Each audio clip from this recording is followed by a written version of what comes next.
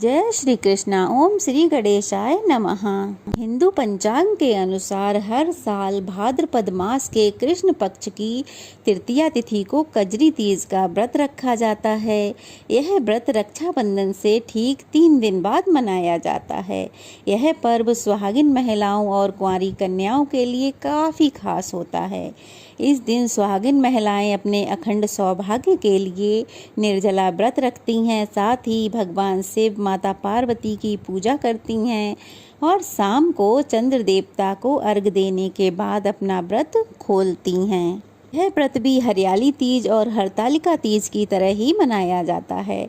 इस दिन विधिवत पूजा करने के साथ साथ ही अंत में कथा अवश्य ही पढ़नी अथवा सुननी चाहिए, क्योंकि कोई भी व्रत जब हम करते हैं तो उसकी कथा अगर हम नहीं सुनते हैं तो व्रत अधूरा माना जाता है। तो इसलिए व्रत की कथा अवश्य ही पढ़ें अथवा सुनें। व्रत की कथा का पाठ करने से जीवन में खुशियाँ आती हैं और संतान को आशीर्वाद प्राप्त होता है। तो चलिए हम अब शुरू करते हैं कजरी तीज की व्रत कथा। कजरी तीज की व्रत कथा के अनुसार एक गांव में एक गरीब ब्राह्मण वास करता था। उसकी हालत बहुत दयनीय थी। वह बहुत गरीब था। 2 वक्त का भोजन का भी उसे नहीं पता था कि आज मिलेगा कि नहीं मिलेगा। ऐसे में एक दिन ब्राह्मण की पत्नी ने कजरी तीज का व्रत रखने का संकल्प लिया और अपने पति से व्रत करने के लिए चने का सत्तू लाने को कहा। यह बात सुनकर ब्राह्मण परेशान हो गया कि आखिर उसके पास इतने पैसे नहीं हैं तो वह अपनी पत्नी को सत्तू लाकर कहाँ से दे। ऐसे में पत्नी बोली कि चाहे चोरी करो या डांका डालो, लेकिन मेरे लिए सत्तू लेकर आओ, मुझे बाकी कुछ नहीं पता।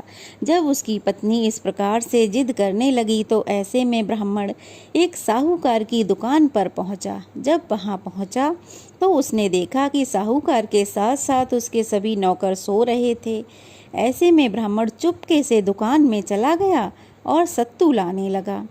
ऐसे में उसकी आहट की आवाज़ हुई तो आवाज़ को सुनकर उसके नौकरों की नींद खुल गई और सभी नौकर चोर चोर कहकर चिल्लाने लगे, शोर मचाने लगे। तो साहूकार की भी नींद खुल गई और वह जब उसने देखा कि ब्राह्मण क्या कर रहा है, यह सब ने देख लिया। उसने ब्राह्मण को पकड़ लिया। ब्राह्मण ने तब कहा कि वह चोर नहीं है और केवल वह सत्तू लेने आया है। उसे 1 किलो सत्तू दे दो, वह सत्तू लेकर चला जाएगा। जब ब्राह्मण ने उसे सारी बात बताई कि उसकी पत्नी ने तीज का व्रत रखा है, उसके लिए पूजा सामग्री चाहिए, इसके लिए उसने केवल ये सत्तू ही लिया है और उसने कोई भी सामान चोरी नहीं किया। यह सुनकर साहूकार ने ब्राह्मण की तलाशी ली तो उसके पास सच में ही अन्य कोई सामान नहीं मिला। तो साहूकार की आंखें नम हो गईं। तब उस साहूकार ने उस ब्राह्मण से कहा कि अब से वह उसकी पत्नी को अपनी बहन मानेगा। इसके बाद साहूकार ने ब्राह्मण को पैसे, मेहंदी, सत्तू सहित और जो भी पूजा का सामान था सब सामान देकर विदा किया। कहते हैं कि इस व्रत के करने से सभी मनोकामनाएं पूर्ण होती हैं।